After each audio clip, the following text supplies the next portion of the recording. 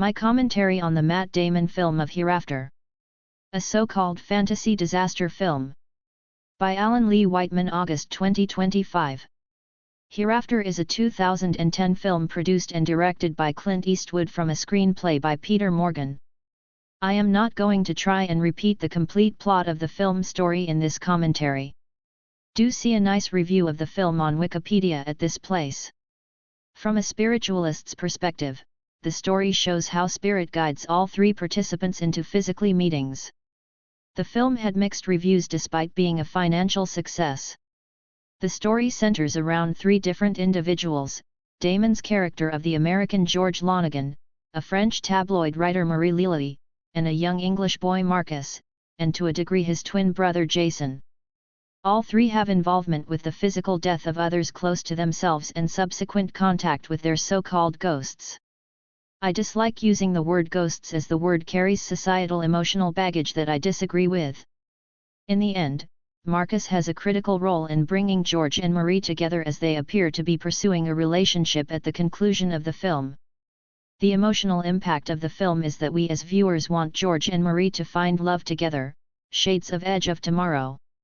The critical factor, from my perspective of being a channel, is that both George and Marie are readers, psychics, or channels in their own right and self-acceptance, and they seem to realize that attempts at forming a loving relationship with someone who is also not a believer, are likely doomed to frustration and failure.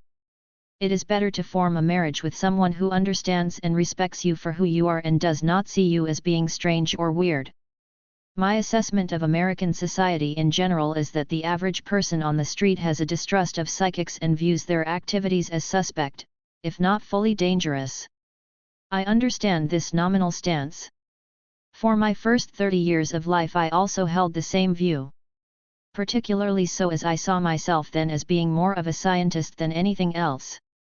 A scientist from the attitude, I trust what I can see with my own eyes, measure and test, a typical NT temperament perspective. Now, in contrast with this scientist stance, I was also a budding engineer, both mechanical and electrical, along with being an early computer programmer. The discontinuity being that, while a programmer can see the text of a source program, we actually never see the binary end product of a compiled computer source program or its actual running, sometimes called execution though the term does not mean killing. What we do see are the effects of the execution. A file gets created or updated, some text output is presented in a command line window, a display window gets presented for viewing, and in some cases the user actually sees moving images with accompanying audio. I was introduced to astrology while in graduate school, and upon starting my first real job in the U.S. Air Force, I got into reading the works of Carlos Castaneda. A Separate Reality, Further Conversations with Don Juan being my favorite. The obvious contradiction being that I, as a young scientist programmer, would get interested in the unseen world of computer program execution, astrology, and metaphysics. Lots of text to see, but in the mind's eye image being fully abstract, unseen, and remote. This, by the way, is why programmers are often good tango dance leaders. While dancing, a leader rarely sees the feet of the following dance partner, but always knows where those feet are and what they are doing.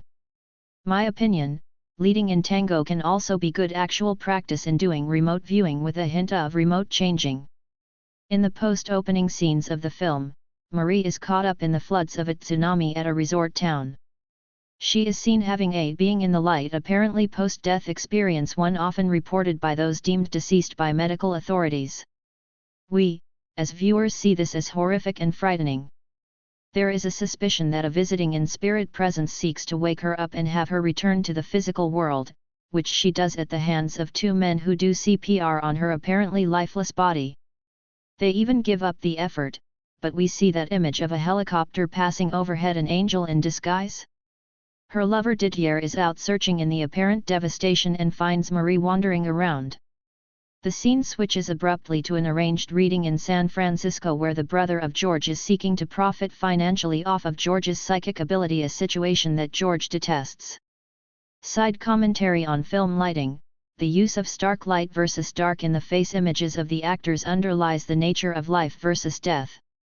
Nevertheless, George goes through with the reading, holds the hands of the brother's client Christos, has an connection instance, and sees the face of passed-over woman, June, with whom Christos was in love.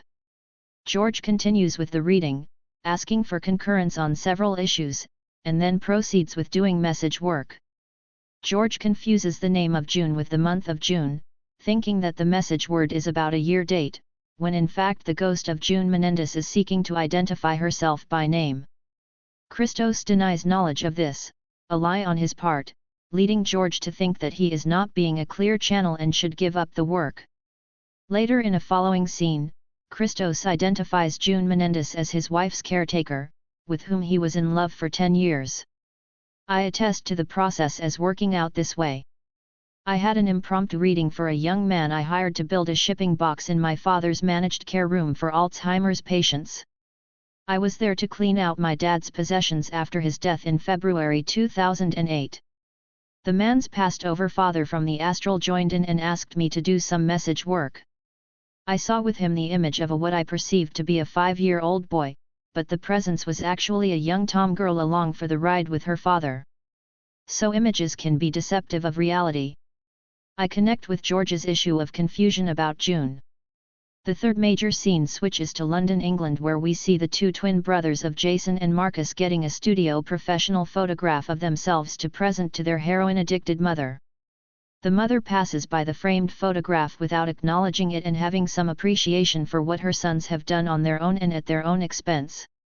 The mother stumbles away into her room while the twins sit across from each other, hoping to no avail that their mother will get better and thank the boys for their kind effort. In the next scene, representatives from Child Protective Services have come to check up on the boys and mother. The boys do a quick cleanup, engineer a deception by waking up the mother, having her go out the side door with store purchases, invite the reps into the living room, with the mother coming around in from the front door with purchases in hand. The deception appears to work, and later on we see the mother appreciating the framed photograph in the kitchen. In subsequent scenes, the older boy Jason is killed while running away from some street toughs, crosses over a road and is struck by a van. So, this is the first real story character death in the film. The storyline returns to Marie and lover boss Didier, who struggles with handling Marie, the near-death experience she had at the resort, and Marie's desire to know more about what happened as she writes a tabloid story of Hereafter, a conspiracy of silence, supposedly about French President Mitterrand. The lover boss Didier effectively discharges Marie, ending their on-the-side relationship, and suggesting that Marie look elsewhere for work and activity. Didier's action of distancing, another form of ghosting, what a descriptive title word, from Marie reflects my thesis in this paper. Didier, unable to share in Marie's traumatic experience and subsequent coming into acceptance of her search for truth and understanding, is unsuitable as a relationship mate for Marie. The film essentially says, only George, having like experience and awareness of his ability, is suitable for Marie in relationship. The two are functional equals respecting themselves and each other for who and what they are.